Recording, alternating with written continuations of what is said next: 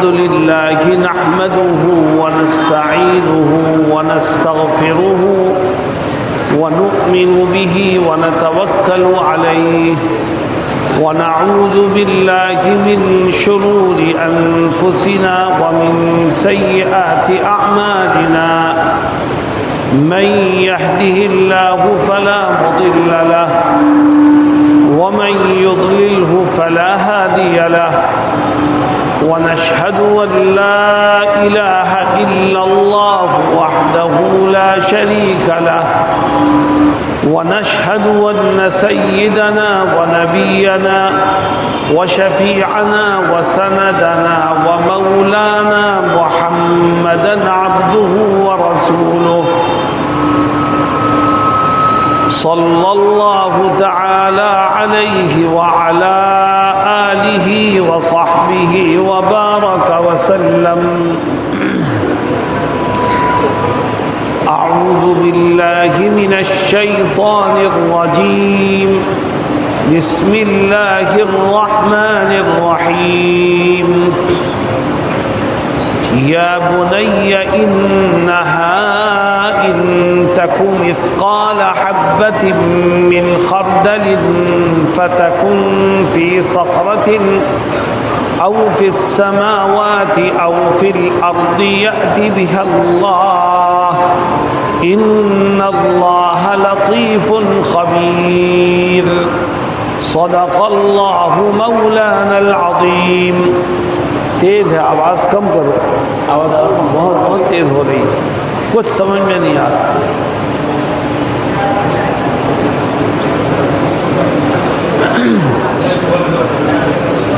حضرات علماء کرام، صحیح نہیں آواز.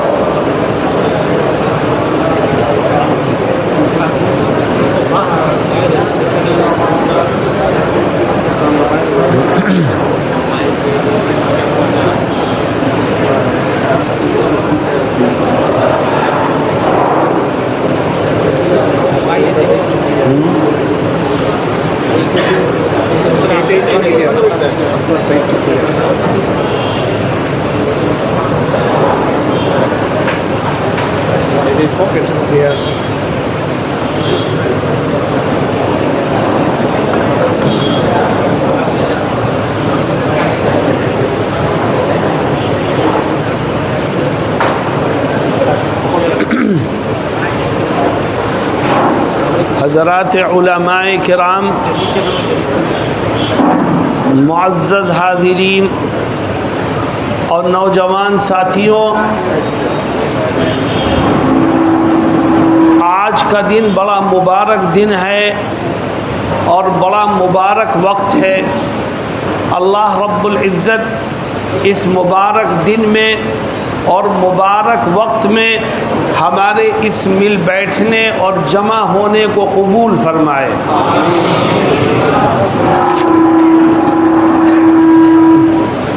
ابھی مولانا نجم الحسن صاحب مد ظلہ نے فرمایا کہ میں آپ کے سامنے کچھ نصیحت پیش کروں گا.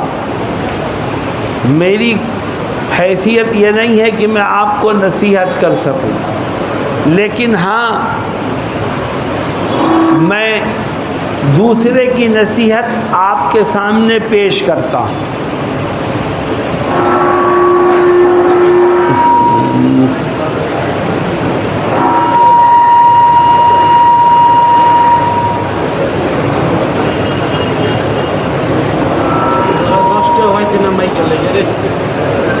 عزیز ساتھیوں،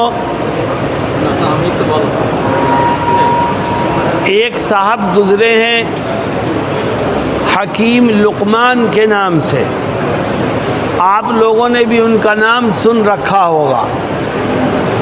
بعض مفسرین کہتے ہیں کہ وہ اپنے زمانے کے نبی تھے، لیکن اکثر مفسرین کی رائے یہ ہے کہ وہ اپنے زمانے کے ولی تھے، اور اللہ رب العزت نے ان کو ایک خاص کمال عطا فرمایا تھا. وہ لوگوں کے سامنے بیان فرماتے، نصیحتیں رکھتے، ان کے بیان کو سن کر کے اور ان کی نصیحتوں کو سن کر کے لوگوں کی زندگیاں بدل جایا کرتی تھی. اور جب حضرت لقمان کے بیان کا وقت ہوتا تو لوگ دور دور سے ان کا بیان سننے کے لیے لمبا لمبا سفر کر کے آتے تاکہ ان کی محفل میں شریک ہو کے ان کی زبان سے نکلی ہوئی باتوں کو سن سکیں اور اپنی زندگیوں کو سدھار سکیں. انہوں نے اپنی زندگی کے آخری وقت میں اپنے بیٹے کو کچھ نصیحتیں کی تھی. لقمان نے زندگی کے آخری وقت میں اپنے گھر کے کسی کمرے میں بیٹھ کر اپنے بیٹے کو کچھ نصیحتیں کی. وہ نصیحتیں کتنی فائدے کی ہیں، کتنے کام کی ہیں، کتنی قیمتی ہیں، اس کو سمجھنے کے لیے اتنا ہی کافی ہے کہ اللہ رب العزت نے حضرت لقمان کی وہ نصیحتیں جو انہوں نے اپنے بیٹے کو کی تھی، اللہ نے ان نصیحتوں کو جو کا تو پورا کا پورا قرآن کریم میں ذکر فرما دیا.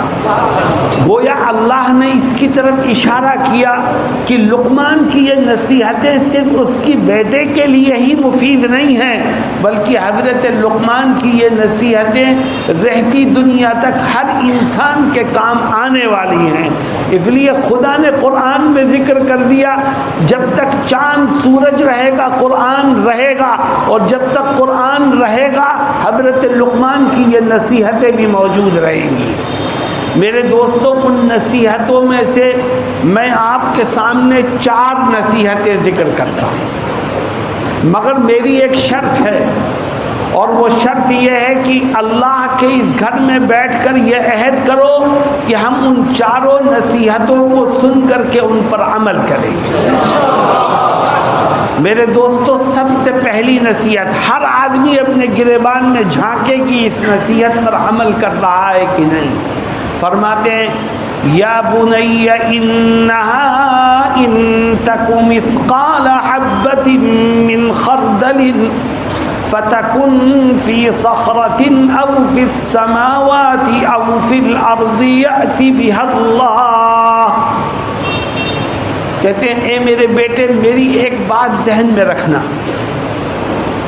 اور وہ بات یہ ہے کہ ہمیشہ یہ یاد رکھ کہ تو نے دنیا میں کوئی چھوٹے سے چھوٹا گناہ کیا، چھوٹے سے چھوٹا عمل کیا، وہ گناہ رائی کے دانے کے برابر ہے، اور وہ رائی کا دانہ زمین میں کہیں دھسا ہوا ہے یا آسمان کے گوشے میں لوگوں کی نظروں سے پوشیدہ ہے، تو یا تو بے فکر مت ہو، کل قیامت کے دن خدا تیرے اس چھوٹے سے گناہ کو بھی تیرے سامنے پیش کر دے گا.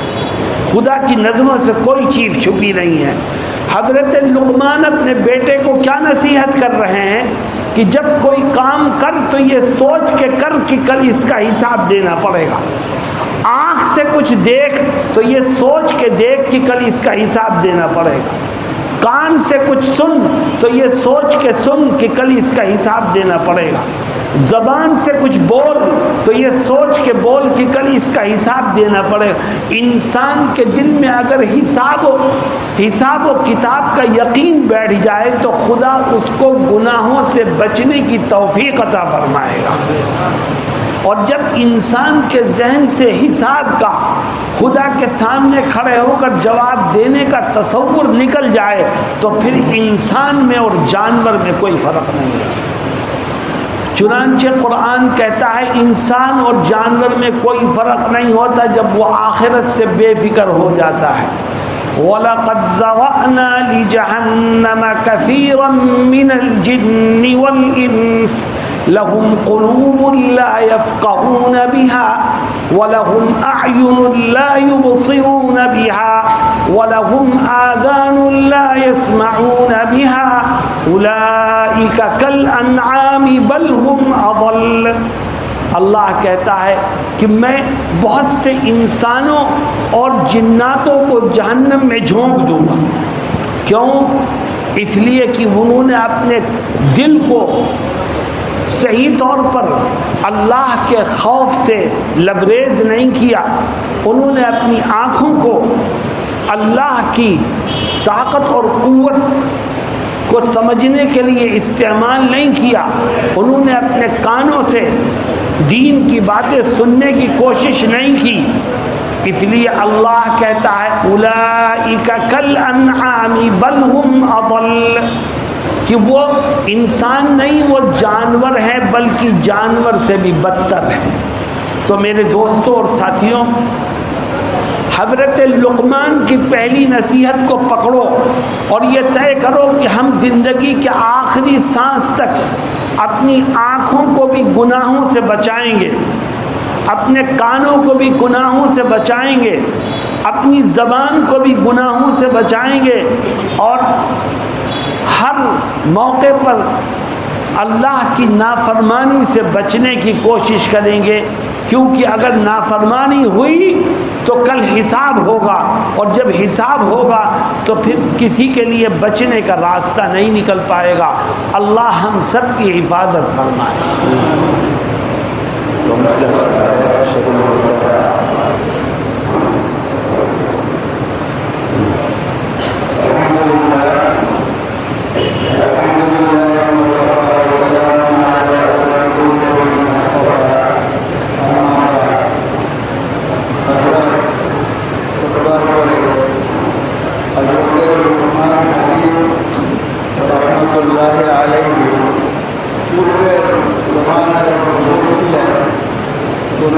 মুফাসসিরিনের বক্তব্য যদি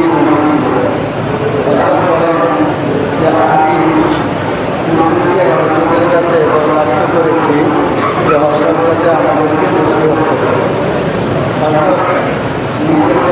এইভাবে প্রকাশ করেন যে আমাকে নসিহত করার যোগ্যতা নেই, তবে যাদের নসিহত করার যোগ্যতা ছিল এবং যার নসিহত করার সেই পর্যন্ত আগত মানব জাতির জন্য উল্লেখ করেছে এমন একজন নসিহতকারীর নসিহতকে আপনাদের সামনে পেশ করি। এই কথা বলেন যে হযরত লুকমান হাকিম ও পূর্বের জমানায় এক বুজুর্গ ছিলেন, তিনি মানুষকে নসিহত করতেন, তিনি মানুষকে নসিহত করতেন এবং তার নসিহত শোনার জন্য দূর দূরান্ত থেকে লোকজন এসে জমা হতেন। হযরত বলেন তিনি এই নসিহত করার ওনার জীবনের শেষ প্রান্তে এসে নিজের পরিবারের লোকজনকে কিছু নসিহত করেছেন। সেই নসিহতগুলোর 4টা নসিহত আমি হযরত বলেন আমি আপনাদের সামনে পেশ করছি। তবে শর্ত হলো এইটা, আপনাদেরকে ওয়াদা করতে হবে যে এই 4টা নসিহতের উপরে ইনশাআল্লাহ আমরা আমল করব। এই ওয়াদা নেওয়ার পরে হযরত কোরআন শরীফের এই আয়াতটা আরেকবার উল্লেখ করেন, ইয়া বুনাইয়া লুকমান হাকিম ওনার ছেলেকে আদর করে ডাকবেন, ইয়া বুনাইয়া ও আমার আদরের ছেলে তুমি কান খুলে শোনো, ইন্নাহা ইন তাকু মিসকালা হাববাতিন মিন খারদালিন ফাতাকুন ফি সাখরাতিন আও ফিস সামাওয়াতি আও ফিল আরদি ইয়াতি বিহা আল্লাহ, তুমি যদি সামান্যতম তিলের চেয়ে ছোট হয়ে যাও অথবা তোমার গোনা যদি তিল পরিমাণ ছোট হয় আর সেটাকে যদি তুমি আকাশে গোপন করো, পাহাড়ের নিচে গোপন করো, জমিনের নিচে সাগরের নিচে গোপন করো, আল্লাহ পাক যদি তোমাকে এবং তোমার গোনাকে উঠায় আনতে চায় তাহলে আল্লাহ পাক তোমার সামনে কিয়ামতের দিন সেই গোনার ছোট তিলের চেয়ে তিল ছোট গোনাটাকে সামনে নিয়ে আসবে। এই কথাটা আমার আপনার সকলের ইয়াকিন হইতে হবে যে আমার আপনার সমস্ত কৃতকর্ম আল্লাহ পাকের সামনে আল্লাহ পাকের কুদরতে। হযরত বলেন যে যারা আল্লাহ পাকের এই নাফরমানি করে তাদের মধ্যে আর জীবনের মধ্যে কোনো পার্থক্য নেই। এটা হয়তো একটা আয়াত তেলাওয়াত করে বলেন, লাহুম কুলুবুন লা ইয়াফকাহুনা বিহা ওয়া লাহুম আ'য়ুনুন লা ইউবসিরুনা বিহা ওয়া লাহুম আযানুন লা ইয়াসমাউনা বিহা উলাইকা কাল আনআম বাল হুম আযাল। তাদের দিল আছে, দিল দিয়ে আল্লাহ পাকের মারিফতের চিন্তা করে না। তাদের চোখ আছে, চোখ দিয়া আল্লাহ পাকের নিয়ামতকে দেখে সতর্ক হয় না। তাদের কান আছে, কান দিয়া নসিহত শুনে নসিহত গ্রহণ করে না। এই ধরনের মানুষগুলো জন্তুর মতো, বরং জন্তুর চেয়েও অধম। কারণ হলো কোনো জন্তুকে আল্লাহ জাহান্নাম দিবেন না, কিন্তু নাফরমান মানুষের জন্য জাহান্নাম অপেক্ষমান। হযরত বলেন, এই জন্য যেহেতু আল্লাহ তিলের চেয়ে ছোট বস্তু দেখেন, সামিউন বাসীর, তিলের চেয়ে ছোট গুনাহ দেখেন, কাজে আমার আপনার পুরা জীবনের জন্য এই অঙ্গীকার করা দরকার যে আমরা ইনশাআল্লাহ যতদিন বেঁচে থাকি আল্লাহ পাকের কোনো নাফরমানি করব না।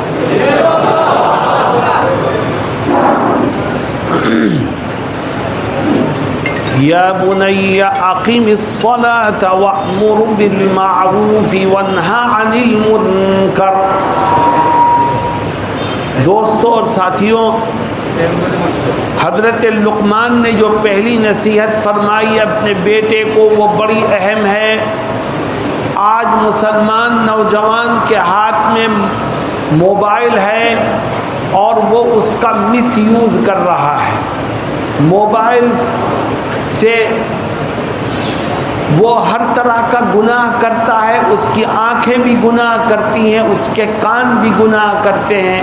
اور افسوس کی بات یہ ہے کہ موبائل سے جب انسان گناہ کرتا ہے تو وہ اپنے گھر کے کمرے میں کنڈی لگا کے بیٹھتا ہے اور یہ سوچتا ہے کہ میں نے اندر سے بند کر لیا، اب نہ مجھے باپ دیکھ سکتا ہے، نہ ماں، نہ بھائی دیکھ سکتا ہے، نہ بہن، میں جو چاہوں موبائل میں سنوں اور جو چاہوں دیکھوں۔ مگر وہ بھول جاتا ہے کہ 70 پردوں کے پیچھے بھی اس کا رب اس کو دیکھ سکتا ہے۔ میرے دوستوں اور ساتھیوں، اس لیے طے کرو کہ ہم اپنے موبائل کا غلط استعمال کرنے سے بچیں گے تاکہ خدا کی پکڑ سے ہماری حفاظت ہو سکے اور گناہ گاروں کی فہرست میں ہمارا نام شامل نہ ہو۔ حضرت لقمان اپنے بیٹے کو دوسری نصیحت کرتے ہیں، کہتے ہیں اے بیٹے میری دوسری نصیحت بھی یاد رکھ۔ کیا ہے دوسری نصیحت؟ فرماتے ہیں یا بنی اقم الصلاۃ، اے میرے بیٹے میری دوسری نصیحت یہ ہے کہ اس بات کا عہد کر لے کہ جب تک جسم میں جان اور بدن میں روح رہے گی اس وقت تک روز آنا 5 ٹائم کی نماز پابندی سے پڑھوں گا۔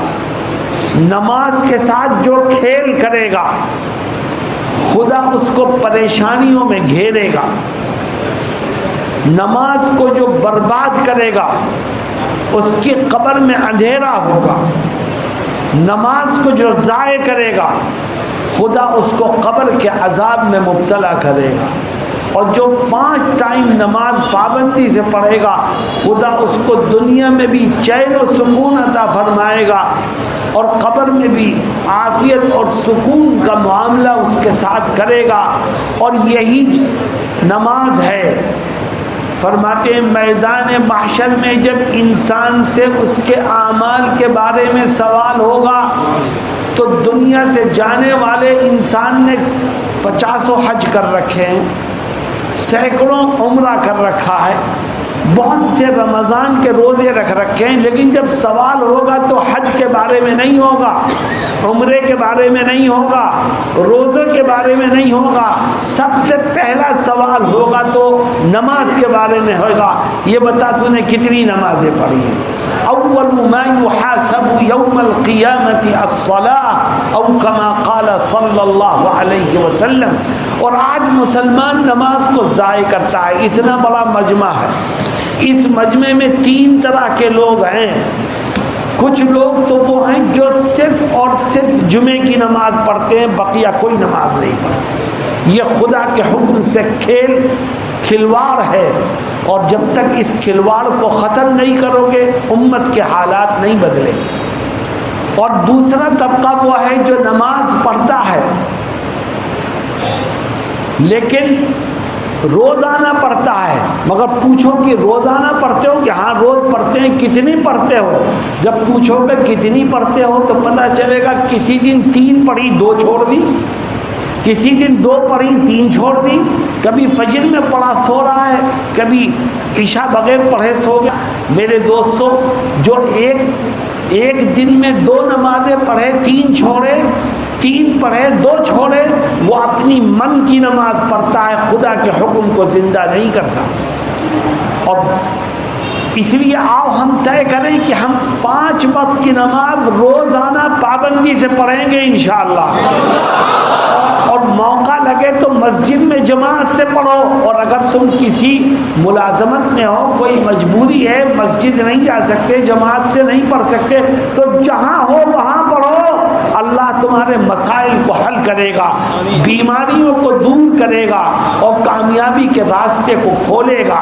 اور جب انسان نماز کو چھوڑنے لگتا ہے تو یاد رکھو، جو نماز سے بھاگا وہ اپنا ماتھا اپنے رب کے سامنے جھکانے سے بھاگا، اور جو رب کے سامنے جھکنے سے بھاگے گا اللہ رب العزت اس کو در در کی ٹھوکروں میں مبتلا کرے گا، اس کو عزت کی زندگی نہیں مل سکتی۔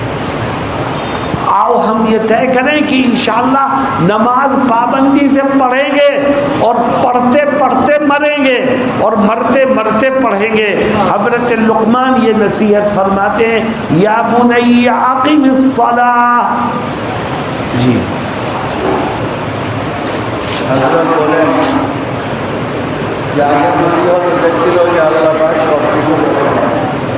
হযরত বলেন আফসোসের কথা হলো যে বর্তমান মাল্টিমিডিয়ার যুগে, টিউবের যুগে, ফেসবুকের যুগে ছেলেমেয়েরা মোবাইল হাতে নিয়ে ঘরের দরওয়াজা বন্ধ করে, জওয়ান যারা আছে যুবক ভাইদের খুব ভালো করে শোনা দরকার কথাটা, দরজা বন্ধ করে যা ইচ্ছা তাই শুনে, যা ইচ্ছা তাই সে মনে করে যে আমাকে কেউ দেখতেছে না।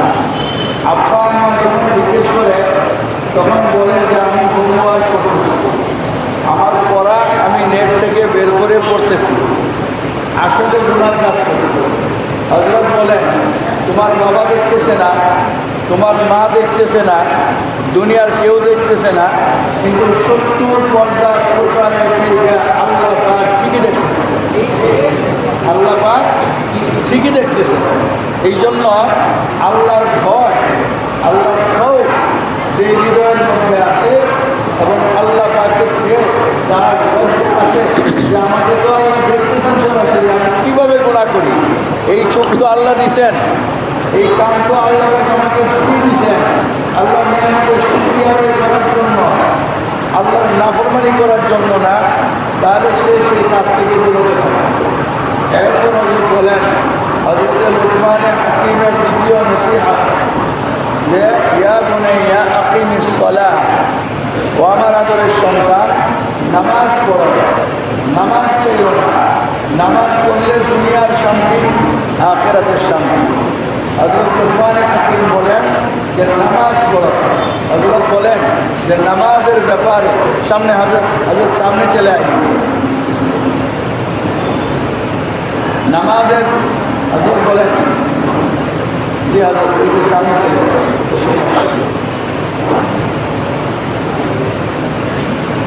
হযরত বলেন যে নামাজের ব্যাপারে মুসলমান 3 ধরনের আছে। এক ধরনের মুসলমান আছে পাবন্দির সঙ্গে নামাজ পড়ে, আরেক ধরনের মুসলমান আছে শুধু জুমার নামাজ। আমাদের এমপি সাহেব আসতেছেন, আমরা একটু জায়গা করে দিই।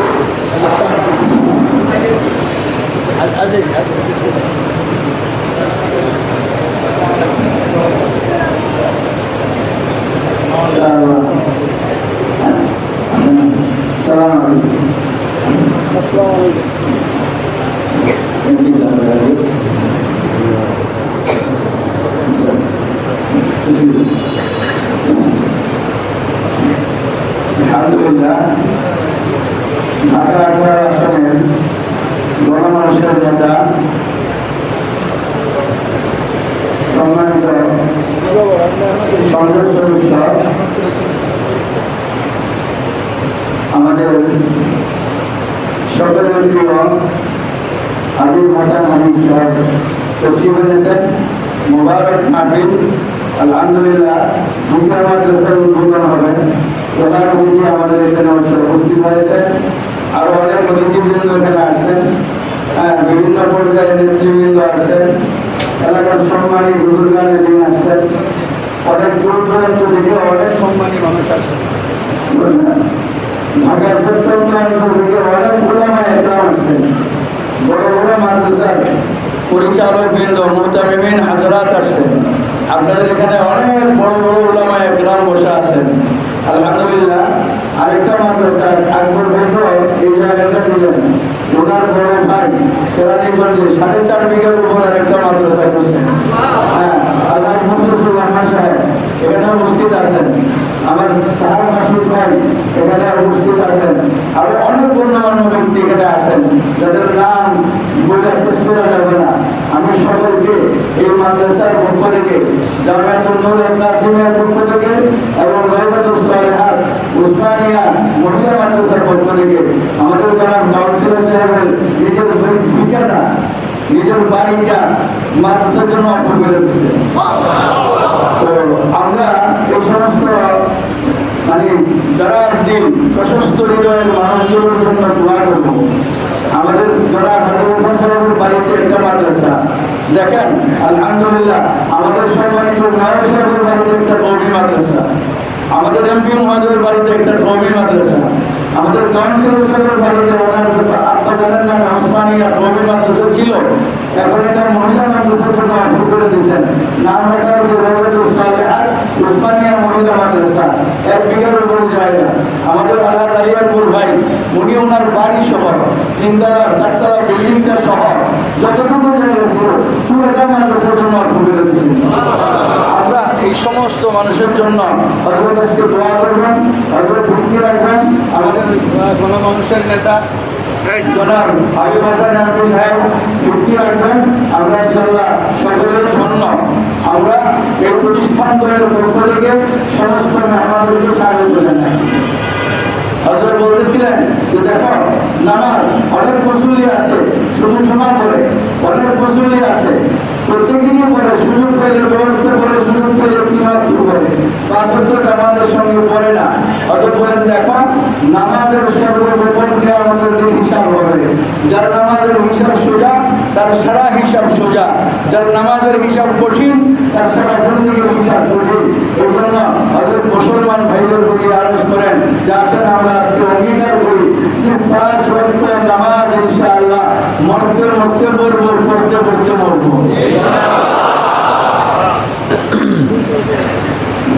दोस्तों और साथियों, 2 नसीहतें आपके सामने आ गई कि जब किसी गुनाह की तरफ दिल रागिब हो, गुनाह का इरादा करो तो ये सोच के करना कि आज जो कर रहे हो कल इसका हिसाब देना होगा।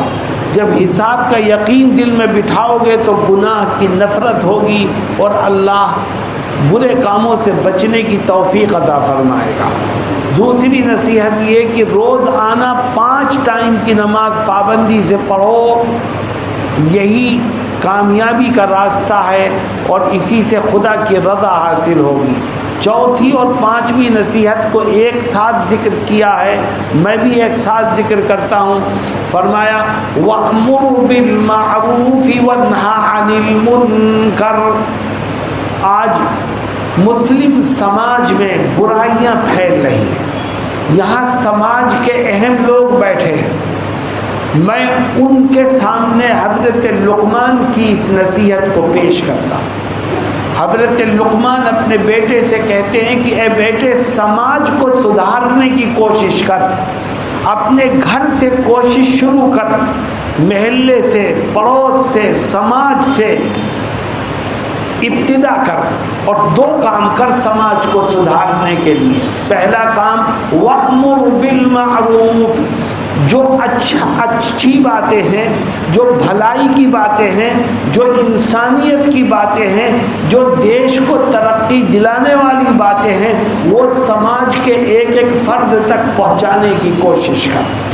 آج جو سماج کا ٹھیکیدار بنتا ہے وہ لوگوں تک بات پہنچانے کے بجائے پبلک سے دوری اختیار کرتا ہے اور یہ کوشش کرتا ہے کہ میری پوزیشن اس طرح کی ہو کہ ہر آدمی مجھ تک نہ پہنچ سکے، اور مجھے ہر ایک تک پہنچنا میری شان کے خلاف ہے، اس لیے وہ اپنے گھر سے نکل کے گلی میں جانا پسند نہیں کرتا. اپنے سماج کو سدھارنے کی فکر اس کے ذہن سے نکل جاتی ہے، وہ صرف اپنے فائدے کی باتیں کرنے لگتا ہے اور سماج کو بھول جاتا ہے. ایسے لوگوں کی کل خدا کے ہاں پکڑ ہوگی. وَأْمُرْ بِالْمَعْرُوفِ، جو بھلائی کی باتیں، اچھی باتیں، دین کی باتیں، دنیا کے نفع کی باتیں تیرے علم میں ہیں، وہ دوسروں تک پہنچا، تبھی سماج کے اندر سدھار پیدا ہوگا. اور فائدہ کیا ہوگا اس کا فائدہ یہ ہوگا کہ تو نے بھلائی کی باتیں دوسروں تک پہنچائیں. تجھ سے سن کر کے جو شخص بھی، ایک آدمی، 1000 آدمی، جتنے آدمی بھی تجھ سے سن کر کے اس پر عمل کریں گے، رب ذوالجلال ہر ایک کے اجر و ثواب میں تجھ کو بھی برابر کا شریک بنا دے گا. میرے دوستو، دوسرا کام سماج کو سدھارنے کا کیا ہے؟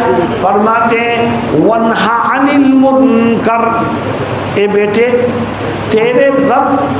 تیرا رب کیا چاہتا ہے؟ حضرت لقمان اپنے بیٹے سے کہتے ہیں کہ خدا یہ چاہتا ہے اور میں تجھ کو یہ نصیحت کرتا ہوں کہ تیرے سماج میں، تیرے گھر میں، تیرے پڑوس میں جب کوئی گناہ ہو تو تو گناہ کرنے والے کو گناہ سے روکنے کی کوشش کر، کیونکہ تو اگر نہیں روکے گا تو آج ایک آدمی گناہ کر رہا ہے، کل 2 آدمی گناہ کریں گے، پرسوں 3 آدمی گناہ کریں گے، اور سماج کے اندر خرابی پیدا ہوگی. اور جب سماج بگڑ جائے گا تو پھر خدا کی پکڑ سے ہم میں سے کوئی نہیں بچ سکتا. یاد رکھو، سماج کو گناہ سے روکنا بھی ایک عبادت ہے. ہم میں سے بہت سے لوگ یہ سوچتے ہیں کہ سماج میں گناہ ہو رہے ہیں، برائیاں ہو رہی ہیں، ہم اگر روکیں گے تو ہماری بات کون سنے گا؟ لوگ ایک کان سے سن کے دوسرے کان سے نکال دیں گے. خدا کیا کہتا ہے؟ خدا کہتا ہے تیرا کام ہے گناہ کرنے والے کو روکنے کی کوشش کرنا. ہدایت دینا یہ تیرا کام نہیں ہے، ہدایت دینا تو میرا کام ہے. انک لا تہدی من احببت ولکن اللہ یہدی من یشاء. میرے دوستوں، آج ہم نے اچھائیوں کو پھیلانا بھی چھوڑ دیا اور برائیوں سے روکنا بھی چھوڑ دیا. اور جب برائی سے ہم روکیں گے نہیں اور ہم خوش رہیں گے کہ برائی سے ہم روک تو نہیں رہے ہیں لیکن برائی ہم تو نہیں کر رہے، دوسرا کر رہا ہے، تو خدا قرآن میں کہتا ہے دوسرا برائی کر رہا ہے مگر تو لیڈر ہے، تو رہنما ہے، تو پیسے والا ہے، تو طاقتور ہے، تو روک سکتا تھا لیکن تو نے نہیں روکا، تو یاد رکھ اس کے گناہ میں تو بھی برابر کا شریک ہے. چنانچہ اگر خدا کا غضب نازل ہوگا تو گناہ کرنے والا بھی ہلاک ہوگا اور گناہ سے نہ روکنے والا بھی ہلاک ہوگا. قرآن نے اس کو ذکر فرمایا ہے اور اللہ کہتا ہے کہ بنو اسرائیل میں وہ لوگ جو گناہوں سے روکتے تھے میں نے ان کو بچا لیا. فَلَمَّا نَسُوا مَا ذُكِّرُوا بِهِ أَنجَيْنَا الَّذِينَ يَنْهَوْنَ عَنِ السُّوءِ. میں نے نجات دی ان لوگوں کو جو گناہوں سے روکنے کا کام کرتے تھے، اور جو گناہ کرتے تھے یا ان کو جو لوگ روکتے نہیں تھے ان سب کا کیا کیا؟ فرماتا ہے ہم نے بقیہ سارے لوگوں کو گناہوں عذاب کی چکی میں پیس کر کے رکھ دیا. فَلَمَّا نَسُوا مَا ذُكِّرُوا بِهِ أَنْجَيْنَا الَّذِينَ يَنْهَوْنَ عَنِ السُّوءِ وأخذنا الذين ظلموا بعذاب بئيس بما كانوا يفسقون. میرے دوستوں اور ساتھیوں، حضرت لقمان کی ان نصیحتوں پر عمل کرتے ہوئے آج سے طے کرو کہ ہم اپنے گھر سے کام شروع کریں گے، اچھائیوں کو عام کریں گے اور برائیوں سے روکنے کی بھرپور کوشش کریں گے، تو سماج میں سدھار پیدا ہوگا اور خدا کی رحمت کے دروازے کھلتے چلے جائیں گے. اللہ مجھے اور آپ کو کہنے اور سننے سے زیادہ عمل کی توفیق سے مالا مال فرمائے. وآخر دعوانا ان الحمد للہ رب العالمین. حضرت বলেন লুকমান হাকিমের দ্বিতীয় চতুর্থ নসিহত, ইয়া বুনাইয়া ওয়া'মুর বিল মা'রুফ ওয়ানহা আনিল মুনকার। হে আমার আদরের সন্তান, তোমার দ্বারা দুইটা কাজ হওয়া উচিত। এক নম্বর, সৎ কাজের আদেশ, ভালোর আদেশ, কল্যাণের আদেশ, মানবতার কথা বলা, মানবিক সেই বিষয়কে সমাজের মধ্যে ফেলানোর চর্চা করার চেষ্টা করা। ওয়ানা আনিল মুনকার, আর যত অসুন্দর, অপ্রিয়, অবাঞ্ছনীয়, অশ্লীল এই সমস্ত কাজকে সমাজ থেকে দূরীভূত করার চেষ্টা করা। হযরত বলেন যে এখানে মাশাআল্লাহ সমাজ পরিচালনার দায়িত্বশীল অনেক ব্যক্তিবর্গ উপস্থিত। যদি আমরা সকলে তাদেরকে সাহায্য করি সর্বাত্মকভাবে, আর ওনারা যদি দুইটা কাজের মধ্যে মনোনিবেশ করেন, সৎ কাজের আদেশ, যার ভালো তার চর্চার জন্য সচেষ্ট হওয়া, আর যা মন্দ তার থেকে মানুষকে বিরত রাখার চেষ্টা করা, তাহলে একটা সুন্দর সমাজ আমরা উপহার দিতে পারবো, যা কল্যাণের, যা উন্নয়নের, যা দেশের জন্য, জনগণের জন্য, মানবতার জন্য যা দরকার তাই বলি করা। অনেক আফসোসের সঙ্গে বলে, যেহেতু আমরা এই সমাজের মানুষ, সর্বত্র সমাজের মানুষ, অনেক সময় দেখা যায় সমাজের স্থানীয় ব্যক্তি যখন কোনো পদবীর অধিকারী হয়ে যায়, তখন তিনি মনে করেন যে হ্যাঁ, প্রত্যেক মানুষের আমার পর্যন্ত আসাটা আমার দৃষ্টির বিরোধ, তাই সকলকে সকলভাবে আসতে দেয় না, সকলের কথাবার্তা শোনে না, সেগুলোকে সলভ করে না, শুধুমাত্র নিজের ফায়দা, নিজের লাভ, নিজের ব্যাপারটা নিয়ে সবচেয়ে বেশি আত্মকেন্দ্রিক হয়ে যায়। হযরত বলেন এরকম না, করতে হবে যা মানুষের জন্য, যা দিনের জন্য, যা সমাজের জন্য কল্যাণকর, এটাই করতে হবে।